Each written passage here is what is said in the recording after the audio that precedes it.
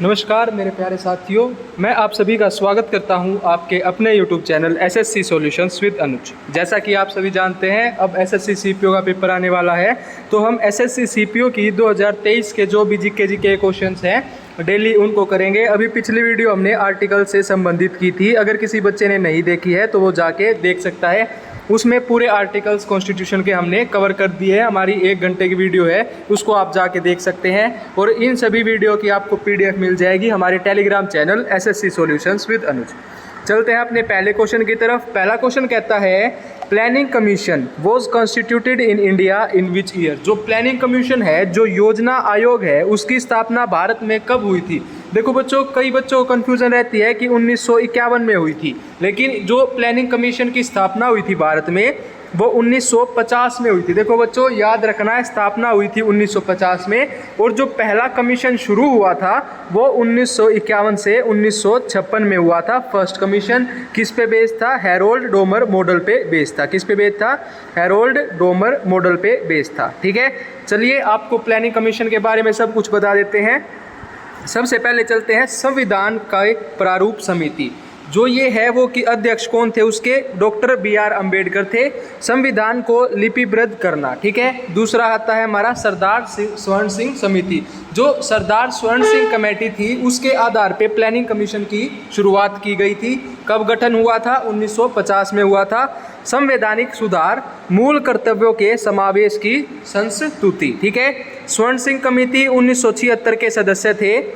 AR अतुल्य, SS रे और CM स्टीफन, ये तीनों आपने याद रखने पड़ेंगे, ऑप्शन वाइज पूछ सकता है। 1976 में कांग्रेस पार्टी सरदार स्वर्ण सिंह समिति का गठन किया था, ठीक है।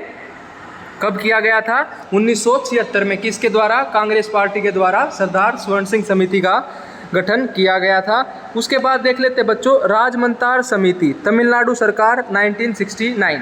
तमिलनाडु की DMK सरकार ने सितंबर 1969 में डॉक्टर PV राजमन्नार की अध्यक्षता में 3 सदस्यीय समिति नियुक्त की थी। आयोग ने 1971 में अपनी रिपोर्ट प्रस्तुत की थी, जिससे जो हमारा सरकारी आयोग है वो केंद्र राज्य संबंध 1983, ठीक है। उसके बाद आता है बलवंत राय मेहता कमेटी। देखो, जो बलवंत राय मेहता कमेटी थी इंपॉर्टेंट है, क्यों?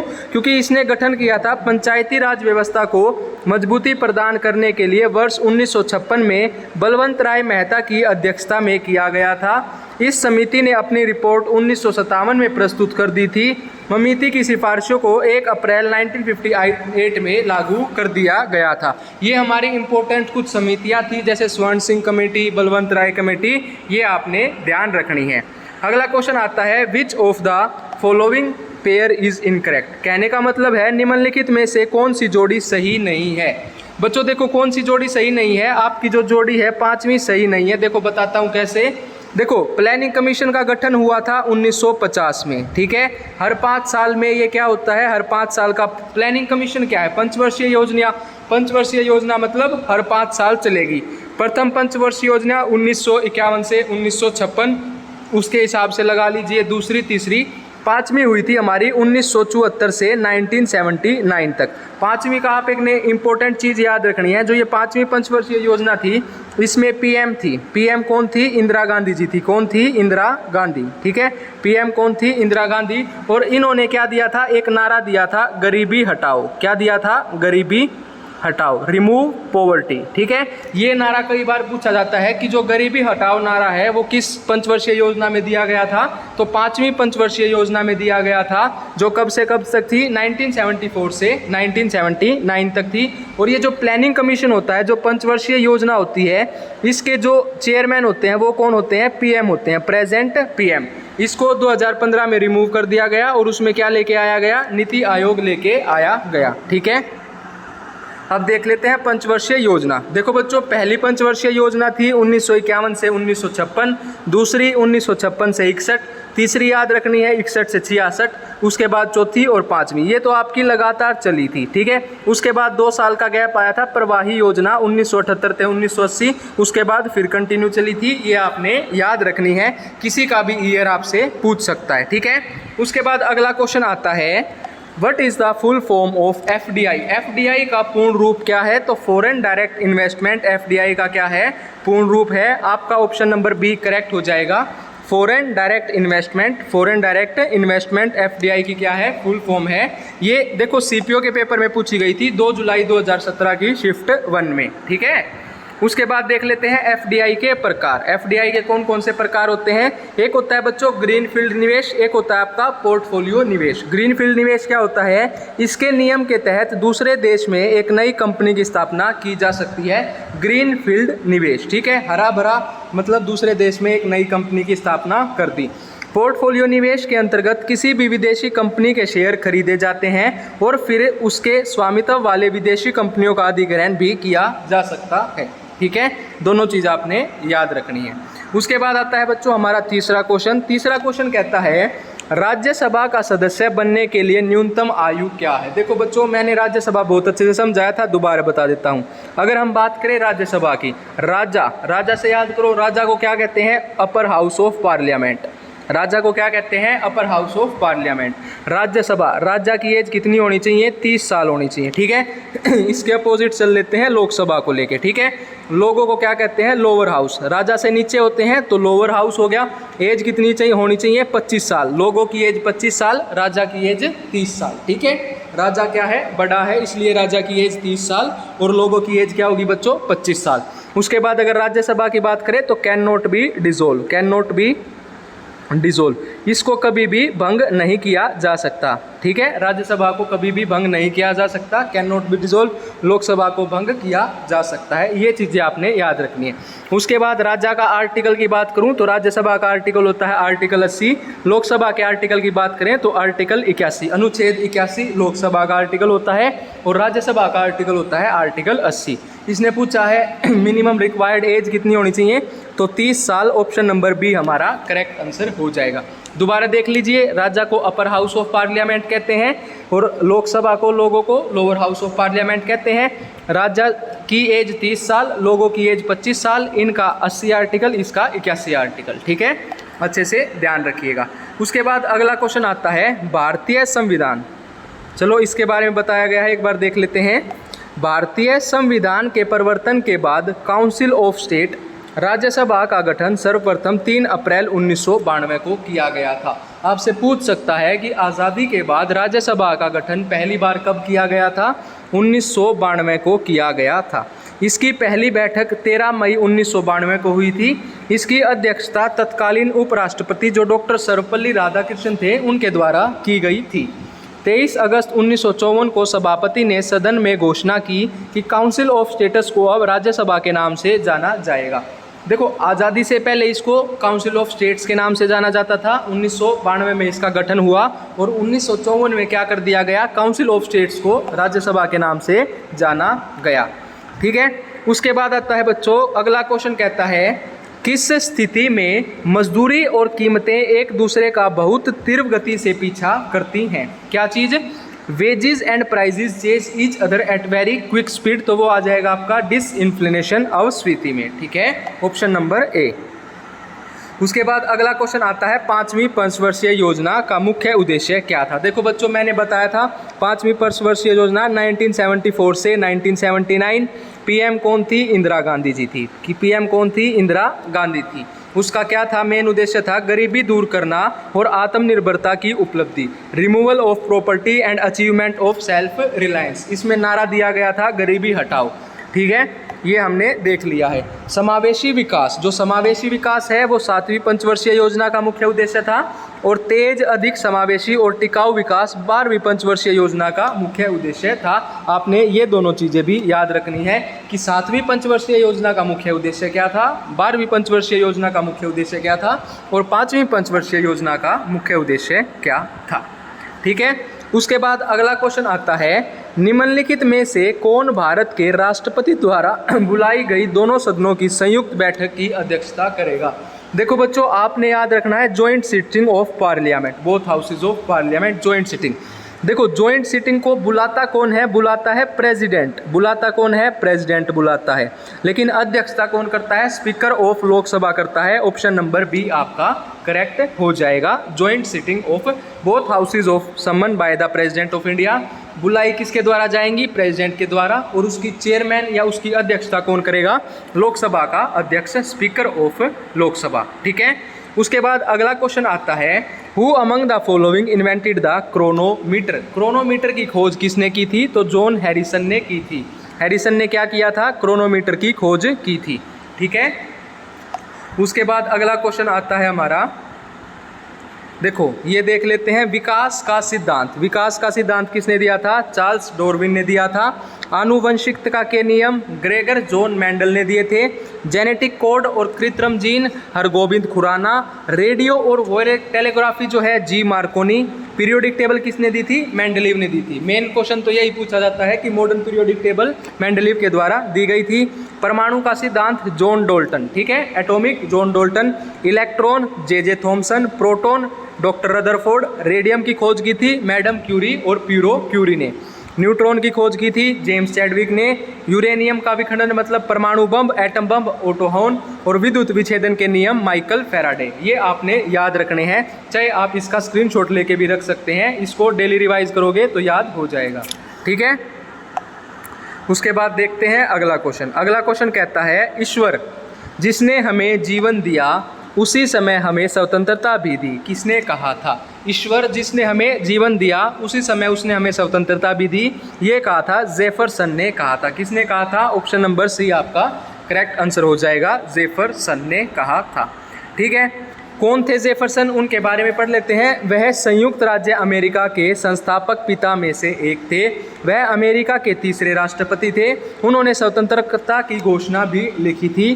कार्ल मार्क्स एक अर्थशास्त्री और इतिहासकार थे। दास कैपिटल के लेखक भी थे। प्लूटो अरिस्टो के शिक्षक और एक प्राचीन यूनानी दार्शनिक थे। जॉन लोकी एक अंग्रेजी दार्शनिक थे। ये सब चीज़ें आपने एक बार पढ़ लेनी है। उसके बाद अगला क्वेश्चन आता है, पितृसत्तात्मक समाज क्या है? जो पितृसत्तात्मक समाज है वो क्या है? वह प्रणाली जो महिलाओं की तुलना में पुरुषों को अधिक महत्व देती है, उसको हम क्या कहते हैं? पितृ समाज कहते हैं। ठीक है, उसके बाद है, राज्यसभा के सदस्य कितने वर्षों के लिए चुने जाते हैं? तो बच्चों लोकसभा के सदस्य लोग 5 साल के लिए, राजा होते हैं 6 साल के लिए, तो 6 वर्ष आपका सही आंसर हो जाएगा। अभी पूरा का पूरा राज्यसभा के बारे में मैंने बता दिया, लोकसभा के बारे में मैंने बता दिया, पीछे क्वेश्चन से देख लेना। ठीक है, उसके बाद आता है राज्यसभा। देखो दोबारा से बता देता हूँ, अच्छे से याद कर लीजिएगा। राज्यसभा पहली बार कब गठित हुई थी? 1952 में हुई थी। कब हुई थी बच्चों? 1952 में पहली बैठक हुई थी, 13 मई 1952 में। काउंसिल ऑफ स्टेट्स का हिंदी नाम राज्यसभा कब पड़ा था? 2 साल बाद पड़ा था, 1954 में। 23 अगस्त 1954 को राज्यसभा के सभापति ने सभा में एक घोषणा की कि काउंसिल ऑफ स्टेट्स को अब हिंदी में राज्यसभा कहा जाएगा। काउंसिल ऑफ स्टेट्स को हिंदी में राज्यसभा कहा जाएगा। राज्यसभा के पहले राष्ट्रपति कौन थे? डॉक्टर सर्वपल्ली राधाकृष्णन थे, जिनको भारत रत्न अवार्ड भी मिला था। राज्यसभा के पहले उपसभा कौन थे? तो वो थे कृष्णामूर्ति राय। ठीक है, ये आपने याद रखना है। उसके बाद है, राज्यसभा के कौन कौन से सभापति लगातार 2 कार्यकाल तक इस पद पर रहे? तो डॉक्टर सर्वपल्ली राधाकृष्णन सभा के पहले ऐसे सभापति थे जो लगातार 2 बार राज्यसभा के सभापति रहे। उसके बाद है, मोहम्मद अंसारी भी लगातार 2 कार्यकाल में भारत के उपराष्ट्रपति रहे। दोनों याद रखने हैं, डॉक्टर सर्वपल्ली राधाकृष्णन और हामिद अंसारी। ठीक है, उसके बाद अगला क्वेश्चन आता है कि जो राष्ट्रपति है, जो प्रेसिडेंट है, की क्षमा शक्ति के तहत उसके स्वरूप को बदले बिना दंड की अवधि कम की जा सकती है, तो वो है आपका समा। ठीक है, देखो समा परिवर्तन के तहत सज़ा दूसरे में बदल दी जाती है, राहत में तहत दी जाती है, या सज़ा को कम कर दिया जाता है, या जो दंड की सज़ा है उसको कम कर दिया जाता है, या उसको ख़त्म कर दिया जाता है। राष्ट्रपति इन शक्तियों को भारतीय संविधान अनुच्छेद के 72 रखते हैं। याद रखना है, अनुच्छेद 72। अगर मैं राष्ट्रपति की बात करूं तो आर्टिकल होता है आपका अनुच्छेद 52। ठीक है, अगर हम बात करें वाइस प्रेसिडेंट की, उपराष्ट्रपति की, तो उनका आर्टिकल होता है आर्टिकल 63। अगर हम प्रधानमंत्री की बात करें, पीएम की बात करें, तो आर्टिकल 75। ठीक है, ये आपने याद रखना है। ठीक है बच्चों, उसके बाद चलते हैं आगे। देखो ये आ गया अनुच्छेद। अगर मैं बात करूं अनुच्छेद 52 की, तो भारत का राष्ट्रपति। अनुच्छेद 53 की, संघ की कार्यकारिक शक्ति भारतीय राष्ट्रपति में निहित है। अनुच्छेद 54 की बात करें के तहत राष्ट्रपति का चुनाव एक निर्वाचन मंडल इलेक्टोरल कॉलेज द्वारा किया जाता है। 55 में क्या आता है? राष्ट्रपति के निर्वाचन का तरीका, उनके जो इलेक्शन है उसका तरीका। 56 में आता है राष्ट्रपति अपने पद ग्रहण करने की तारीख से 5 वर्ष की अवधि तक बना रहेगा। ठीक है, राष्ट्रपति जो है वो 5 साल तक राष्ट्रपति पद के लिए पुनर्निर्वाचन की पात्रता, मतलब ऐसा जरूरी नहीं है कि अगर एक बार चुना गया तो दोबारा नहीं होगा, दोबारा भी हो सकते हैं। अनुच्छेद 58 कहता है निर्वाचित होने के लिए अर्हताएं, और 59 कहता है राष्ट्रपति के पद के लिए शर्तें। ठीक है, उसके बाद आता है पॉकेट निषेधाधिकार। जो पॉकेट वीटो निषेधाधिकार में भारत के राष्ट्रपति कितनी अवधि के लिए बिल को रख सकते हैं, तो अनिश्चित अवधि के लिए बिल को वो रख सकते हैं। ठीक है, उसके बाद आता है भारत के राष्ट्रपति के पास 3 निषेधाधिकार हैं, पॉकेट वीटो जिन्हें हम बोलते हैं। एक होती है आपकी पॉकेट वीटो, एक निलंबन और एक निरपेक्ष। ठीक है, भारतीय राष्ट्रपति की वीटो शक्ति का प्रावधान अनुच्छेद 111 के तहत किया गया है। किसके तहत किया गया है? 111 के तहत किया गया है। वीटो के प्रकार, उसके बाद आता है हमारा वीटो का प्रकार। वीटो में 3 प्रकार मैं बता चुका, पॉकेट वीटो, निलंबन वीटो और एक होता है हमारा पॉकेट वीटो। देखो, पूर्ण वीटो का क्या होता है? राष्ट्रपति की शक्ति को विधेयक को स्वीकृति देने के लिए निरपेक्ष वीटो कहा जाता है। निलंबन वीटो होता है संसद को या बिना विचार के विधेयक को वापस करने की राष्ट्रपति की शक्ति को निलंबन वीटो कहा जाता है। एक पॉकेट वीटो होता है जिसपे क्या होता है, जो प्रेसिडेंट है वो कोई भी वो नहीं देता है, मतलब कोई रिप्लाई नहीं करता है, बिल पर कार्रवाई नहीं करने की राष्ट्रपति की शक्ति को पॉकेट वीटो कहा जाता है। ठीक है, उसके बाद देख लेते हैं भारत के राष्ट्रपति का चुनाव अनुच्छेद 55 के अनुसार। ठीक है, देखो अनुच्छेद 61 क्या कहता है?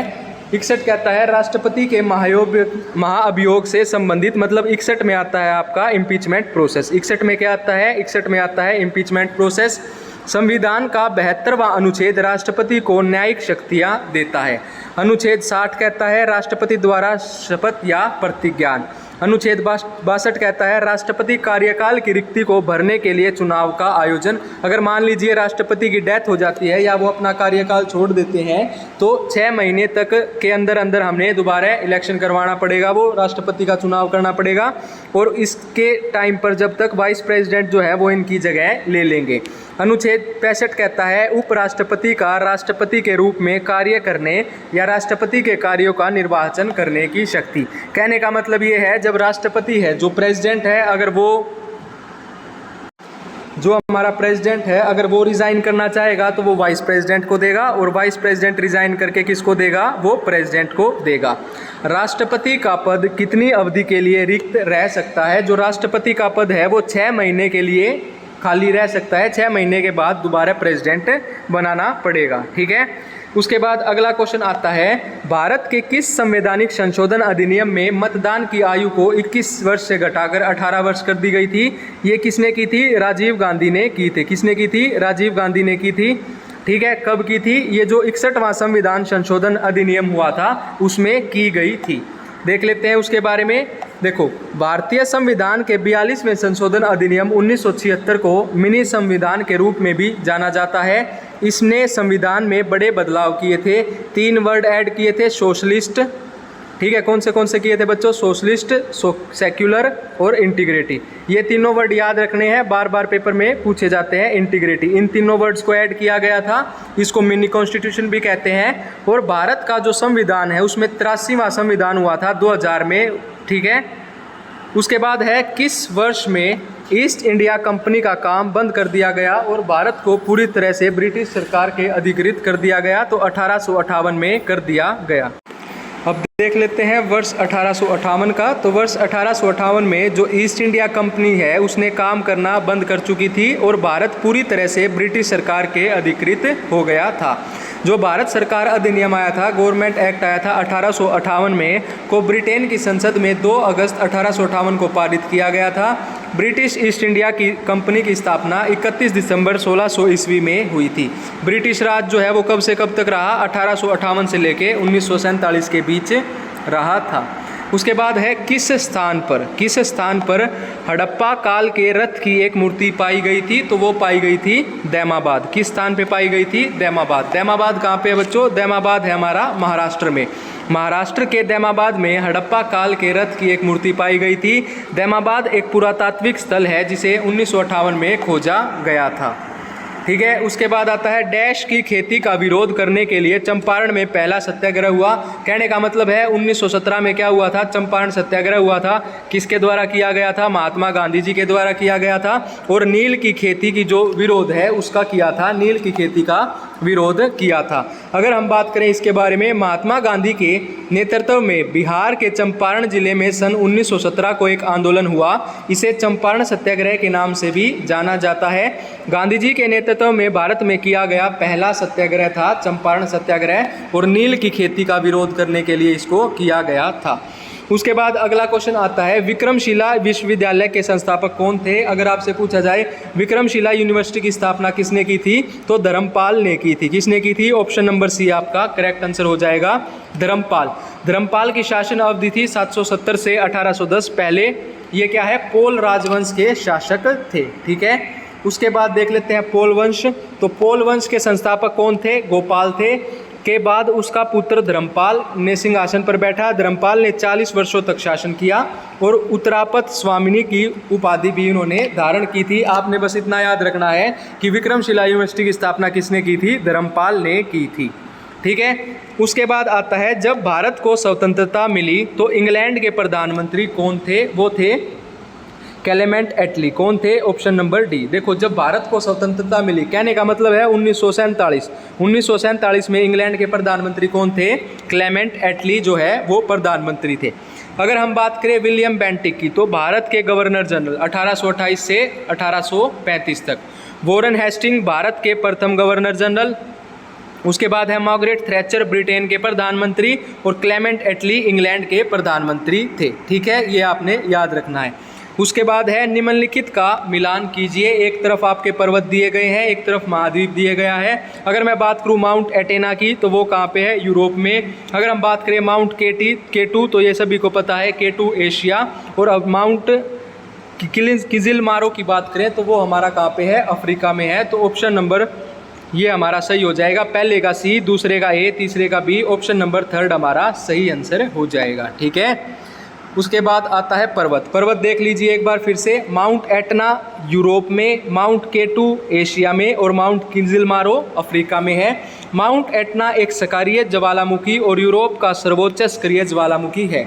माउंट केटू दुनिया की दूसरी सबसे ऊंची चोटी है जो कि एशिया में स्थित है। उसके बाद है माउंट किलिमंजारो, एक निष्क्रिय ज्वालामुखी और अफ्रीका का सबसे ऊंचा पर्वत है। ठीक है। उसके बाद आता है अगला क्वेश्चन। अगला क्वेश्चन कहता है निम्नलिखित में से कौन सी पर्वत श्रृंखला यूरोप और एशिया को अलग करती है। अगर मैं बात करूं यूराल पर्वत श्रृंखला की, ऑप्शन नंबर सी आपका करेक्ट आंसर हो जाएगा। यूराल पर्वत श्रृंखला जो क्या करती है, यूरोप और एशिया को अलग करती है। सबसे पहले बात कर लेते हैं रॉकी पर्वत श्रृंखला की, जो उत्तरी अमेरिका महाद्वीप पर स्थित है। हिमालय पर्वत श्रृंखला या हिमालय एशिया में स्थित है। और अल्पलाचियान पर्वत श्रृंखला रॉकी पर्वत श्रृंखला के पूर्वी समकक्ष है। ठीक है। उसके बाद बात कर लेते हैं स्वेज नहर की। जो स्वेज नहर है निम्नलिखित में से कौन से जल निकायों को जोड़ती है। तो स्वेज नहर आपकी भूमध्य सागर और लाल सागर को जोड़ती है। ऑप्शन नंबर बी आपका करेक्ट आंसर हो जाएगा। भूमध्य सागर और लाल सागर को जोड़ने वाली स्वेज नहर है। ठीक है। उसके बाद देख लेते हैं आधिकारिक तौर पर 17 नवंबर 1869 को खोला गया था। यह 120 मील लंबा और अंतर्राष्ट्रीय व्यापार के लिए महत्वपूर्ण है। स्वेज नहर लाल सागर के मध्यम में भूमध्य सागर और हिंद सागर को जोड़ती है। ठीक है। उसके बाद अगला क्वेश्चन आता है। अगला क्वेश्चन कहता है निम्नलिखित में से कौन सा भारतीय राज्य अंतर्राष्ट्रीय भूमि सीमा साझा नहीं करता है। तो मध्य प्रदेश हमारा अंतर्राष्ट्रीय भूमि सीमा साझा नहीं करता है। इसके बारे में देख लेते हैं जम्मू और कश्मीर। जम्मू और कश्मीर पाकिस्तान, चीन और अफगानिस्तान के साथ एक अंतर्राष्ट्रीय सीमा साझा करता है। उत्तर प्रदेश नेपाल के साथ और बिहार नेपाल के साथ। ये दोनों तो नेपाल के साथ करते हैं। जम्मू कश्मीर पाकिस्तान, चीन और अफगानिस्तान के साथ करता है।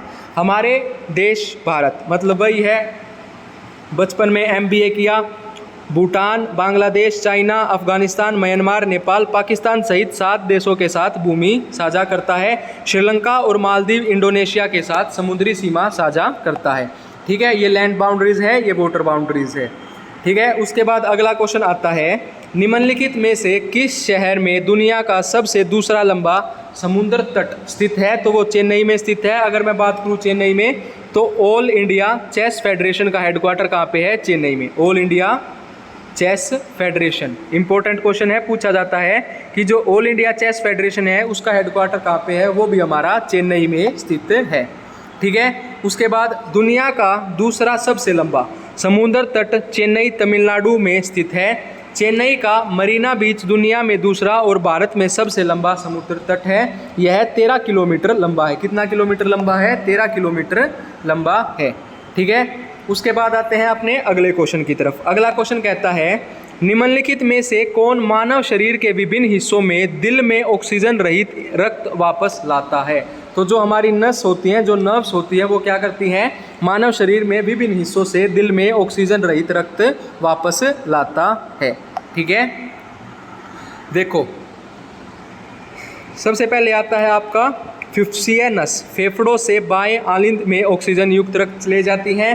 नसों के दो प्रमुख प्रकार होते हैं, ऊर्ध्व महारशी और एक होता है निम्न महाशिरा, जो शरीर के विभिन्न भागों में ऑक्सीजन रहित रक्त ले जाते हैं।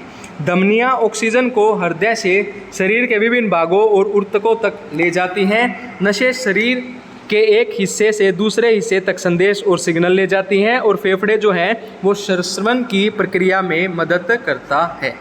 ठीक है। उसके बाद है निम्न में से कौन सा गर्म रक्त वाला जानवर है? मतलब गर्म खून किसका है? बंदर का होता है, ये याद रखना है।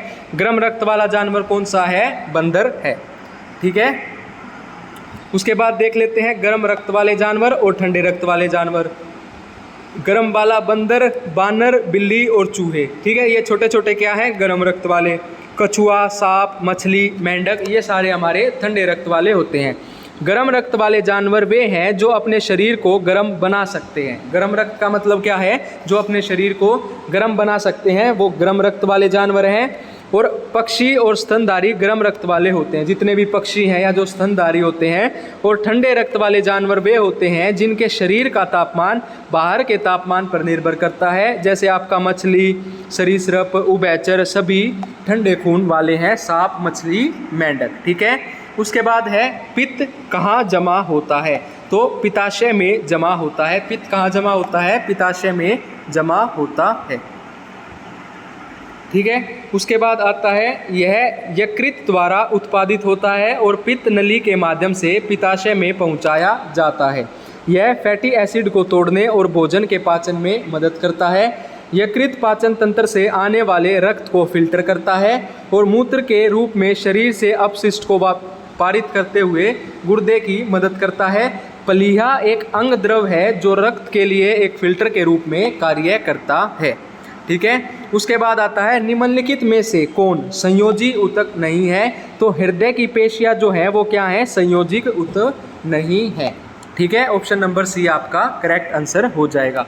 सामान्यतः जो मानव हृदय है वो 1 मिनट में कितनी बार धड़कता है? 72 बार धड़कता है। अगर आपसे पूछा जाए कि ह्यूमन हैंड, जो ह्यूमन का हैंड है उसमें कितनी हड्डियां होती हैं? तो उसमें 27 हड्डियां होती हैं। ये याद रखिएगा, पूछा गया क्वेश्चन था, ह्यूमन हैंड में कितनी हड्डियां होती हैं। उसके बाद आता है डैश के संचय के कारण मांसपेशियों की थकान होती है। तो जो आपका लैक्टिक अम्ल है, ऑप्शन नंबर सी, लैक्टिक अम्ल जो है उसके संचय के कारण मांसपेशियों की थकान होती है। ठीक है। उसके बाद है अगला क्वेश्चन। अगला क्वेश्चन कहता है तारों की ऊर्जा का अक्षय स्रोत डैश के कारण है। जो तारों की ऊर्जा है वो हाइड्रोजन का हीलियम में रूपांतरण के कारण है। ठीक है। उसके बाद आता है निम्न में से किस तरंग में सबसे अधिक आवृत्ति होती है? अगर मैं बात करूं गामा किरणों की, तो गामा रेज जो होती है उनमें क्या होती है? सबसे अधिक आवृत्ति होती है। कैसे होती है देख लेते हैं। उनके पास उच्चतम ऊर्जा और सबसे छोटी तरंग दैर्घ्य भी है। रेडियो तरंगों में सबसे कम आवृत्तियाँ और उच्चतम तरंग दैर्घ्य होते हैं। इन तरंगों का उच्चतम में निम्नतम ऊर्जाओं का क्रम है, जैसे गामा किरणें, उसके बाद एक्स रेज, यूवी रेज, दृश्य प्रकाश, अवतरण किरणें और रेडियो तरंगे। ठीक है। उसके बाद आता है बादल की रातों की तुलना में साफ रातें ठंडी क्यों होती हैं? बादल की रातों की तुलना में जो साफ रातें होती हैं वो ठंडी क्यों होती हैं? वो विकिरण के कारण होती हैं। ठीक है। किसके कारण होती हैं? विकिरण के कारण होती हैं। अगर मैं बात करूं उप परमाणु कण जिसमें कोई विद्युत आवेश नहीं होता, वह एक डैश होता है। तो वह क्या होता है? एक न्यूट्रॉन होता है। ठीक है। ये आपने ध्यान रखना है। उसके बाद परमाणु। परमाणु क्या होता है ये देख लेते हैं। किसी भी तत्व का सबसे छोटा कण जिसमें उस तत्व के सभी रासायनिक और भौतिक गुण होते हैं उसे परमाणु कहते हैं।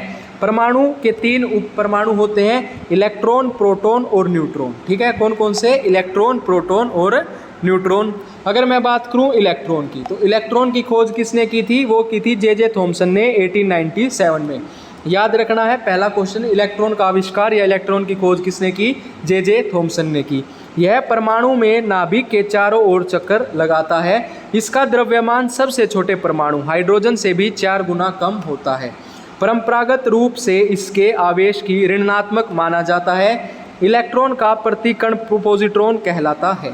ठीक है, जब इलेक्ट्रॉन और पॉजिट्रॉन की टक्कर होती है तो दोनों पूर्णतः नष्ट हो जाते हैं और एक वो फोटोन उत्पन्न होती है। अगर हम बात करें प्रोटॉन की, तो प्रोटॉन की खोज किसने की थी? गोल्डस्टीन ने की थी 1917 से 1920। यह परमाणु में नाभिक के चारों ओर चक्कर लगाता है। इसका द्रव्यमान सबसे छोटे परमाणु हाइड्रोजन से भी 1000 गुना कम होता है।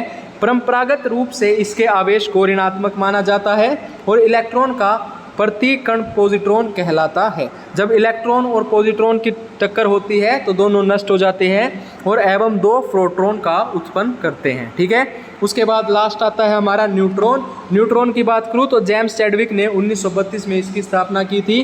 न्यूट्रॉन एक आवेश रहित मूलभूत कण है जो परमाणु के नाभिक में प्रोटॉन के साथ पाए जाते हैं। प्रोटॉन और न्यूट्रॉन मिलकर परमाणु के नाभिक का निर्माण करते हैं। न्यूट्रॉन एक विद्युत उदासीन कण है। ठीक है, उसके बाद ये दे रखा है, इसको देख लीजिएगा। उसके बाद अगला क्वेश्चन आता है डॉट मैट्रिक्स निम्नलिखित में से किसका उदाहरण है? तो प्रिंटर का उदाहरण है। क्या है? Dot matrix. डॉट मैट्रिक्स किसका उदाहरण है? प्रिंटर का उदाहरण है। ठीक है, उसके बाद आता है निम्नलिखित में से कौन सा जोड़ा असत्य है, मतलब कौन सा जोड़ा सही नहीं है? तो 1 MB में 1024 KB होते हैं, 1 GB नहीं आएगा, 1 TB में 1024 GB होते हैं और 1 KB में 1024 बाइट होते हैं। अगर मैं बात करूँ 1 बाइट की, तो 1 बाइट में कितनी होती हैं? 8 बिट्स होती हैं। ये भी याद रखिएगा, 1 बाइट में 8 बिट्स होती हैं। ठीक है, उसके बाद है बल्ब में निम्न में से किस गैस का उपयोग किया जाता है? तो बल्ब में ऑर्गन गैस का यूज़ किया जाता है। अगर हम बात करें बल्ब की, तो बल्ब के आर्गन का उपयोग 93% और नाइट्रोजन 7% का किया जाता है। जो आर्गन है वो 93% और नाइट्रोजन जो है वो 7%। उसके बाद है क्लोरीन गैस। जो क्लोरीन गैस होती है उसको कहते हैं Cl। निम्नलिखित में से किसका एक प्रमुख घटक है? तो आंसू गैस, जो आंसू गोले होते हैं उनका एक प्रमुख घटक है क्लोरीन गैस। ठीक है, उसके बाद आता है नमकीन घोल क्या है? नमकीन घोल क्या है? नमकीन घोल है अतिरिक्त नमक प्लस पानी। पानी में नमक को मिलाना क्या कहलाता है? नमकीन घोल कहलाता है। ठीक है, उसके बाद है pH स्केल डैश से होता है। तो pH स्केल होता है हमारा 0 से 14 तक लेकर, और जो 7 पे होता है वो क्या होता है? हमारा न्यूट्रल होता है। ठीक है, क्या होता है? न्यूट्रल होता है। उसके बाद अगला क्वेश्चन आता है निम्नलिखित में से कौन सा मुख्य रूप से सीसा प्रदूषण का कारण बनता है? तो ऑटोमोबाइल बैटरी जो है वो किसका बनती हैं? सीसा प्रदूषण का कारण बनती हैं। ठीक है, उसके बाद चलते हैं अगले क्वेश्चन की तरफ, देख लेते हैं मॉन्ट्रियल प्रोटोकॉल का मुख्य उद्देश्य क्या है? जो मॉन्ट्रियल प्रोटोकॉल है उसका मुख्य उद्देश्य है ओजोन परत का संरक्षण। ठीक है, होता क्या है मॉन्ट्रियल प्रोटोकॉल? मॉन्ट्रियल प्रोटोकॉल एक अंतर्राष्ट्रीय संधि है जिसे 16 दिसंबर 1987 को अपनाया गया था। प्रारंभ में इसे 46 देशों द्वारा हस्ताक्षरित किया गया था, लेकिन अब लगभग 200 देशों ने इस पर हस्ताक्षर कर दिए हैं। ठीक है, उसके बाद होता है पोर्टलैंड सीमेंट। पोर्टलैंड सीमेंट की खोज किसने की थी? तो वो की थी जोसेफ एस्पिन ने की थी। पोर्टलैंड सीमेंट की खोज किसने की थी? जोसेफ एस्पिन ने की थी। देख लेते हैं उसके बाद जोसेफ एस्पिन ने 1824 में पोर्टलैंड सीमेंट की खोज की थी। अगर मैं बात करूं माइकल फैराडे, तो विद्युत मोटर की खोज की थी। गुगलोनी मार्कोनी, उन्होंने खोज की थी रेडियो की। जोसेफ एस्पिन, पोर्टलैंड सीमेंट, और इस्पाक न्यूटन ने क्या की थी? न्यूटन के गति के नियम की खोज की थी। ठीक है, उसके बाद आता है हमारा अगला क्वेश्चन। अगला क्वेश्चन कहता है नितिन थेम्या किस खेल से संबंधित है? तो वो हमारे हॉकी से संबंधित है। हमने बस एक चीज़ याद रखनी है, हॉकी। हॉकी से संबंधित है रानी रामपाल। रानी रामपाल किससे संबंधित है? हॉकी से संबंधित है। और ये क्या है? पहली फीमेल हॉकी से संबंधित है जिनको क्या मिला था? राजीव गांधी खेल रत्न अवार्ड मिला था। राजीव गांधी खेल रत्न अवार्ड मिला था और राजीव गांधी का नाम बदल के अब द्रोणाचार्य अवार्ड कर दिया गया है। ठीक है, निम्नलिखित को मिलाएं। अब इनको मिलाना पड़ेगा, ये मिला लेंगे। देखो ये कहता है दिलवाड़ा मंदिर। दिलवाड़ा मंदिर जो है वो जैन से संबंधित है। उसके बाद है स्वर्ण मंदिर जो सिखों का मंदिर है। कमल मंदिर की बात करूं तो बहाई, और सूर्य मंदिर की बात करूं तो हिंदू। अगर इनमें से आपको एक भी पता होगा तो ऑप्शन से वो ठीक हो जाएगा। ठीक है, उसके बाद देख लेते हैं दिलवाड़ा मंदिर। जो दिलवाड़ा मंदिर है वो जैन धर्म का है और कहाँ पर है, माउंट आबू पर है। उसके बाद है स्वर्ण मंदिर सिख धर्म और अमृतसर। उसके बाद है कमल मंदिर बहाई और दिल्ली में है। और सूर्य मंदिर हिंदू और कोणार्क में है। ठीक है, कोणार्क सन टेम्पल सूर्य मंदिर हिंदू में है। ठीक है, और कोणार्क सन टेम्पल कहाँ पे है, उड़ीसा में है। ठीक है, उसके बाद है एक्साइल ए म्यांमार नामक पुस्तक किसने लिखी थी, तो तस्लीमा नसरीन ने लिखी थी। कौन सी, एक्साइल ए म्यांमार। ठीक है, वो किसने लिखी थी, तस्लीमा ने। पुस्तकें, कुछ इंपॉर्टेंट पुस्तकें देख लेते हैं। दिस एंड क्वाइंट लैंड, ये किसने लिखी थी, बरका दत्त ने लिखी थी। The secret life of tigers Valmik Thapar. Exile a memorial ये लिखी थी तस्लीमा नसरीन ने। और दीप सिंह बल्लू लिखी थी रणबीर सिंह सिंधु ने। किसने लिखी थी, रणबीर सिंह सिंधु ने लिखी थी। भारत का कौन सा पड़ोसी देश सार्क के संस्थापक सदस्यों में से नहीं है, तो चाइना आपका सार्क कंट्रीज में नहीं है। SAARC सार्क कंट्रीज में कौन सा नहीं है, चाइना नहीं है, नेपाल है, बांग्लादेश है और भूटान है। ये आपने याद रखने हैं। उसके बाद देख लेते हैं सार्क की south association, Asian association for regional corporation. सदस्य देशों की अगर मैं बात करूं, अफगानिस्तान, बांग्लादेश, भूटान, भारत, मालदीव, नेपाल, पाकिस्तान, श्रीलंका। ठीक है, एक बार फिर से देख लीजिए, अफगानिस्तान, बांग्लादेश, भूटान, भारत, मालदीव, नेपाल, पाकिस्तान और श्रीलंका। ठीक है, आज की वीडियो यही समाप्त होती है। अगर आपको वीडियो अच्छी लगी तो वीडियो को लाइक कीजिए, वीडियो को शेयर कीजिए और हमारे YouTube channel SSC solutions with Anuj को सब्सक्राइब कीजिए। धन्यवाद।